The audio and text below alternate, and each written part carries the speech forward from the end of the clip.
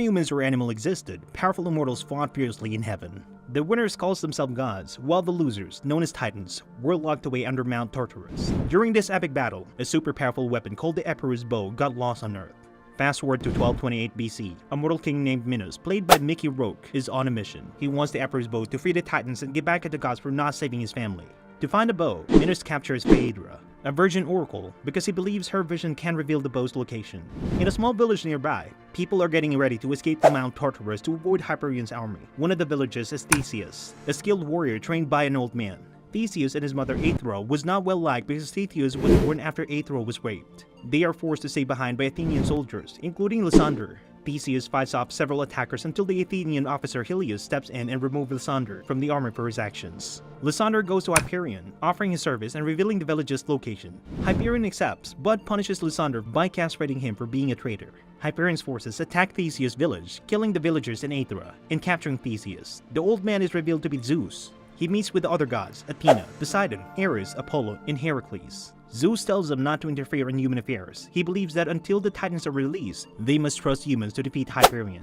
Theseus is made a slave along with a thief named Stavros. Phaedra, who is also held captive nearby, has a vision of Theseus. She starts a riot, using the confusion to escape with Theseus, Stavros, and the other slaves. Theseus decides to go after Hyperion and tries to capture a boat, but Hyperion's men overpower them. Poseidon then falls from Olympus into the ocean, causing a huge wave that destroys Hyperion's men.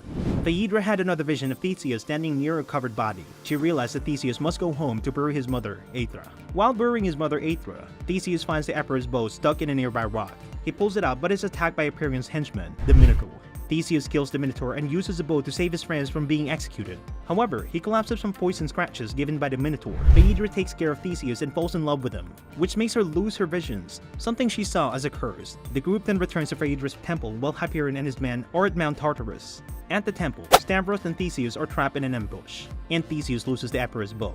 Hyperion's men outnumber them, and Ares steps in to save Theseus, while Athena gives them horses to reach Mount Tartarus. Zeus arrives and angrily kills Ares for disobeying his order.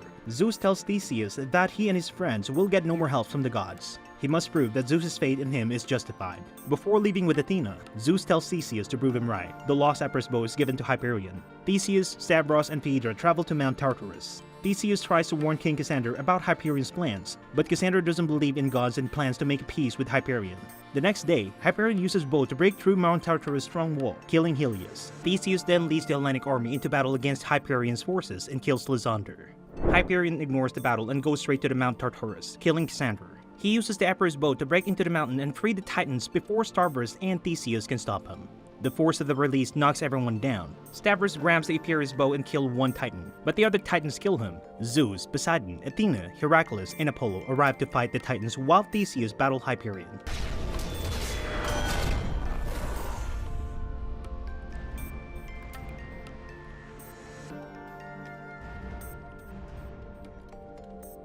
Zeus uses Ares' warhammer and destroys the Emperor's bow. The gods are stronger than the Titans, but they are outnumbered. All the gods except Zeus and Poseidon are killed. Theseus kills Hyperion, and Zeus collapses Mount Tartarus on the Titans before taking Athena's body and ascending to Olympus. The collapsing mountain also destroys Hyperion's man. The badly injured Theseus is taken to Olympus for a sacrifice and given a place among the gods. Several years later, Theseus' story is now legend. Phaedra has given birth to Theseus' son, Acamas. One day, the old man meets Acamas and tells him that he will also fight against evil in the future. Acamas then has a vision of the sky filled with gods and titans battling, with Theseus fighting among them. Tarsem Singe Danwar, also known as Tarsem Singe, or simply T, really loves beautiful and shiny things.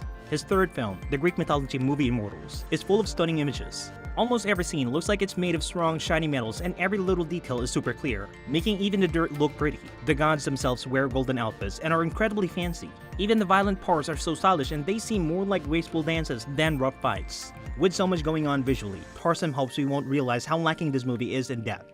It's not just about having more style than substance. It's about style completely overpowering and destroying substance. Style is brutally getting rid of substance, making sure it never comes back. In this Greek myth mashup, every character seems a bit silly and sometimes just plain dumb. And the plot isn't exactly groundbreaking, even though it might sound exciting at first. So here's the deal. There's King Hyperion, ruled by Mickey Rourke. You people worship fun. A real jerk. We know this because he does some pretty awful stuff like poking someone's eye, setting a monk on fire, and telling a henchman to hurt a guy's private part. And he's obsessed with finding the magical Emperor's bow. His evil plan is to use the bow to let out those crazy prisoners called Titans. They're like the losers of a big fight between mortals. The winners became gods, take over the world, and probably just mess everything up, we guess. That sounds like a solid plan, right? What could possibly go wrong? Well, here comes Theseus. You might know him as a future Superman, Henry Cavill. A guy who's not exactly a genius, but definitely has a lot of muscles. Theseus might not be the sharpest tool in the shed, but he sure knows how to handle a sword and throw a spear. Plus, he's a poor guy, which is basically Greek for underdog, so him being the hero kind of fits with everything else in Immortals. With nothing left to lose and a big grudge against Hyperion, Theseus sets off for the heavily guarded walls around Mount Tartarus, where the Titans are chilling out. Along the journey, he runs into what seems like a cheaper version of the Minotaur. Okay, he's still scary, but it feels a bit cheesy to see him as just a guy wearing a helmet and finds an Imperius bow. Well, that seems like a win, right? Our hero now has a magical weapon that never seems to run out of arrows and can blast through thick walls with ease. Game over, right? Well, maybe for most heroes. But Theseus isn't exactly the brightest bulb in the box. So when he spots a chance to fight Hyperion's men right after finding the bow, what does he do? He charges into battle with a spear. We get it, he likes a spear. But he has a magical bow. But predictably, within seconds, Theseus gets knocked down. The bow slips off his back and the bad guys snatch it up happily. It is pretty frustrating because it feels like they're just making up stuff to keep the movie going. Hyperion gets the bow, and everything goes crazy until Theseus can fix his mess. Should've kept a better grip on that bow, dude. And that's pretty much how the story goes in Immortals, just trudging along to get to the next action scene. Luckily, those scenes are really cool and surprisingly bloody. The editing is sharp and the action looks smooth. Cavill looks great with his weapon, and Torsem's visual style really shines when things get intense, especially when the gods join in the chaos.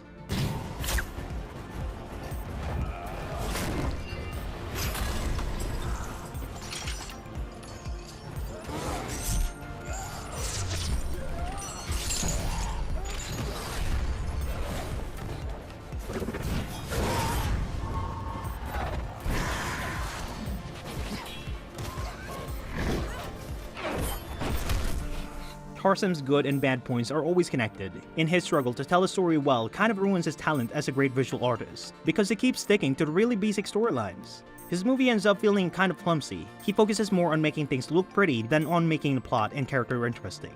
In Torsem's movie Immortals, the cast doesn't really shine. Rook and Cavill play their action figure roles in a pretty boring way, and Freida Pinto's character doesn't have much to do except look pretty. In the end, it's just a big, flashy show. Torsem's skills and weaknesses are both interesting. He's really good at coming up with cool visual ideas, but he's not so great at telling his story well. Like, watching a magical arrow from the Aperos bow blow up a huge wall is pretty cool, but it doesn't mean much to us if we don't care about the person shooting the arrow or the soldier on the other side of the wall. Torsem's movie doesn't even try to fix this problem, so it all feels a bit silly in the end, just like its main character, Theseus. Who knew being immortal could be so boring? What are your thoughts about the movie? Do let us know in the comments below. Also, don't forget to hit the like and subscribe button.